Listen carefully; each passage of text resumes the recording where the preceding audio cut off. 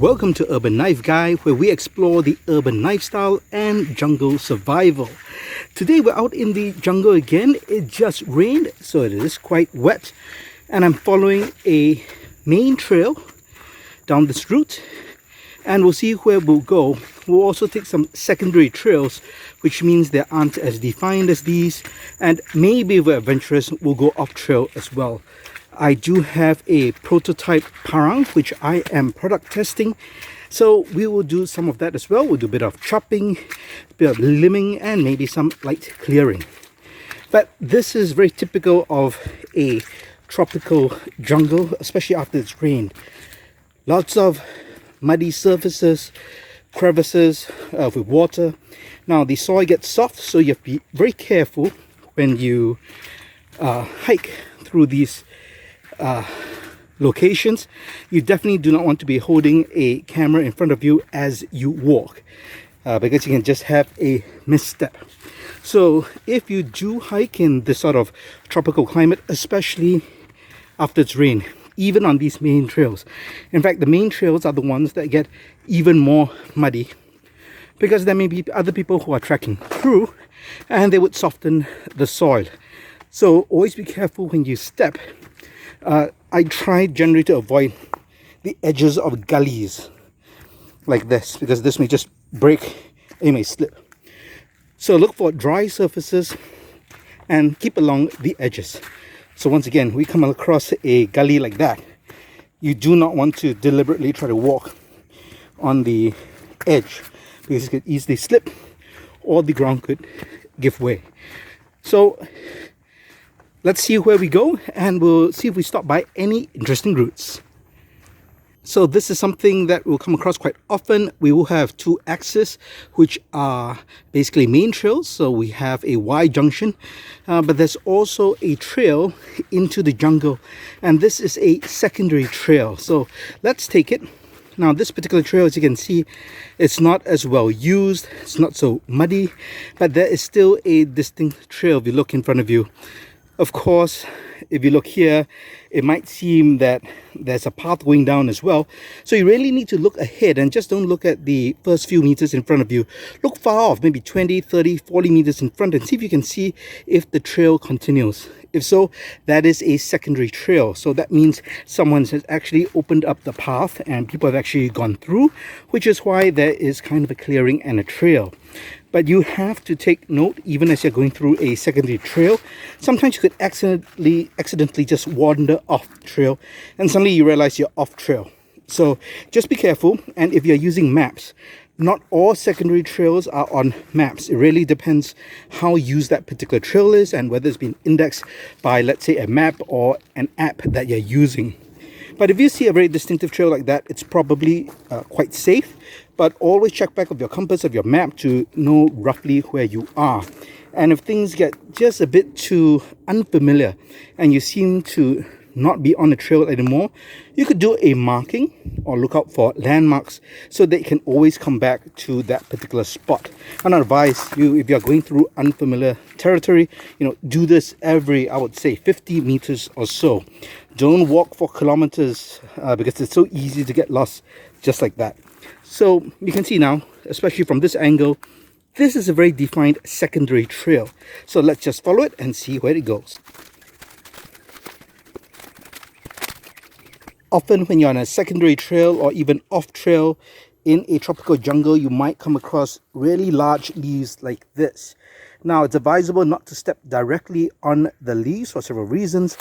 There could be a critter, a snake underneath, or there could be a pothole that you just can't see. So try to avoid stepping directly on the leaves.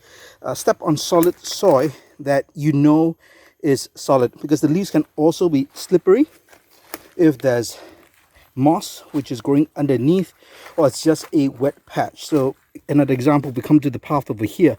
I would not deliberately step onto these leaves. I would look for a clear path and then I'd step over the leaves. So you come across a lot of this as you're going through the jungle. Now we were on a secondary trail, but you can see once we come here, the trail seems to get a bit vague. So the trick is again to look ahead, and I can see if I look ahead, this actually looks like a trail behind this and behind this. So what is likely, I think, had happened is there could have been one trail going this way. Maybe there was a blockage at one point, and some people went through this way at some times. But I think this is a clearer path, so I'm going to follow this path over here. And it looks like a bit more of a clearing. Yep, you can see the ground in front of here just looks a bit darker than the sides over here. A bit subtle, but this means more people have walked on this trail. So this is a secondary trail, so it's probably sunken just a bit. So when it rained, more water collected over here. So this path here is a bit more damp than the path over there. That's why there's a difference in colors, and that also distinguishes the secondary trail from going off trail. Now, once I come over here, I can clearly see that there's a path. And we come to another clearing. So we are possibly back on a main axis, although I don't think so. If I look over here, this is still a secondary path, but it looks like it opens up to a main trail. And if I go over here, this could also be, yeah, that looks also like a main trail. So maybe this is just part of the main trail, which breaks open to kind of a clearing. You can see a lot of bamboo over here. Again, very distinctive for the tropical rainforest. So I would say that this would be probably a main axis, but just judging by the clearing over here, I think this is going to be a bigger main trail. So let's follow this and see where we go. This definitely is a main trail. You can see how it opens up, and the path is much wider as well. So we're going to follow this and see where this brings us. And see, there's a bit of obstruction. That's a tree trunk. Now, if you see something like that, a fallen tree like that, don't be tempted to try to climb it or pull it down. Again, there could be snakes or critters on it. Or more importantly, this wood, now if you look at it just like that, it may look solid, but it could also be rotten inside. And if you put weight on it, it might just break and collapse. And then you get a whole bunch of bugs inside the rotting wood, and also this might just fall on you and hurt someone. So best just to duck underneath and avoid it. Right, as we go through the woods, our job is to try to not, destroy the environment as much as we can. So if we can just avoid, go around obstacles as opposed to always just breaking through unless you really have to. So let's follow this main trail and see where we go. Once again, we're coming to another Y junction. Now we are on a main trail. Now if I look to my left, that looks like a secondary trail, although it is quite wide. And then on this side, we have what looks also to be a wide trail. So if you do not have a map and you're just trying to figure out where to go, there's some clues you can take. Over here, this, right, visually, at least from this point, it looks like it's going deep into the jungle. Here, it looks a bit brighter, but that could be deceiving. So remember what I said, always look beyond, right? So look maybe about 20-30 meters ahead. And here in front, it looks like there's a clearing. More likely, that's an open path compared to this. But here's another clue. So obviously, there are other hikers who have come here, and you can see someone's actually put a marking tape over here.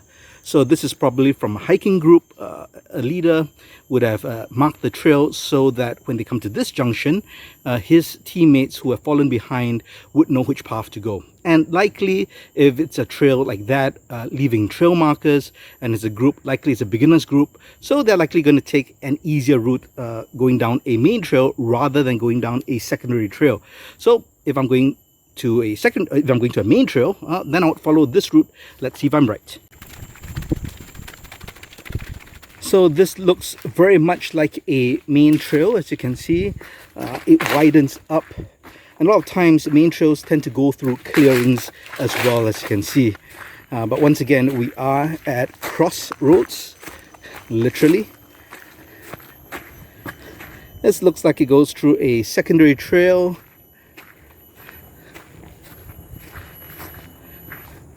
Multiple trails to go. Now, in a case like that, again, if I'm going without a map or compass and I don't know the area, I just want to stay on the main trail, this becomes quite obvious. You can see the terrain, right? So if you look at this very sandy like terrain, it goes and it follows this path here. So this would suggest to me this is the main axis. But these also could be very heavily used secondary axis, as you can see, because they are very wide. So let's follow a path and see where we go. In a jungle terrain, especially one that's on a mountain like this one, it's very seldom we get a clearing with flat land, almost like a forest that you might find in the northern hemisphere. So finding something like this is actually quite good, especially if you're looking for a campsite. You want to set up a shelter, you got a lot of flat land, a lot of dry leaves here. You would have to clear the ground to make sure, again, no critters, no snakes, possibly scorpions, but you get generally quite good ground. And even though it rained, with the leaves, I guess it's caused it to dry up just a bit. So I would, if I wanted to set up shelter here, I would clear the ground just a bit, lay my ground sheet and set up a top shelter. So this would be pretty good. The thing I would look out for, of course, is if I am doing any attachments to trees, I would look up to make sure there are no hornets' nests or any kind of nest that might be nearby, because you don't want something crawling down your guide lines or ridge lines into your shelter. But I just thought I'll bring this up because we seldom get such a nice piece of flat land, and this would be big enough for quite a few shelters to be set up. In terms of a fire, I guess we could find a safe spot to start a fire, but that's pretty cool. When you're trekking through a jungle, it's important not just to look at the ground where you're stepping, but also look ahead and up, because that's when you may spot potential issues. For example, we have some kind of nest over here, with hornet's nest or wasp's nest, but you want to be very careful as you navigate such an obstacle. You do not want to hit it, and if you have a pack with gear strapped on and sticking out, you do not want that to entangle on anything as well. So I think that's enough hiking for now. I'm going to continue testing my prototype parang, which I have over here. I'm fortunate enough to have this with me to test it out. This is a brand new product that's yet to be launched. I'm testing out the features and just seeing, how it goes in terms of ergos, in terms of chopping, slicing, cutting, and whatnot. So this particular parang is designed, sized, and weighted just for hiking, camping, and bushcrafting. So I'm really excited about this.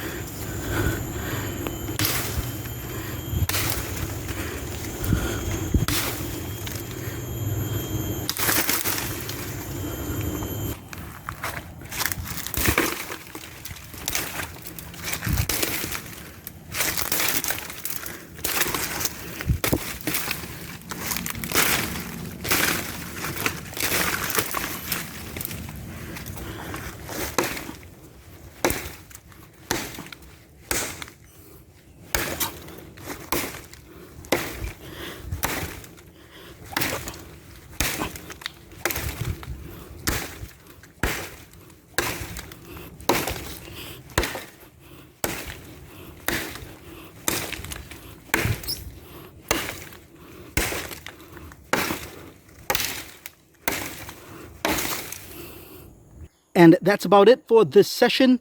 It was a pretty good hike, about 10 kilometers clocked, so that's a nice workout. Hope you enjoyed the prototype testing as well. It's a really good machete or parang, so do look out for that in the near future. If you liked the video, please give it a thumbs up. And if you like the content in general, please subscribe to the channel and hit that notification bell. Thanks for watching. Talk to you soon.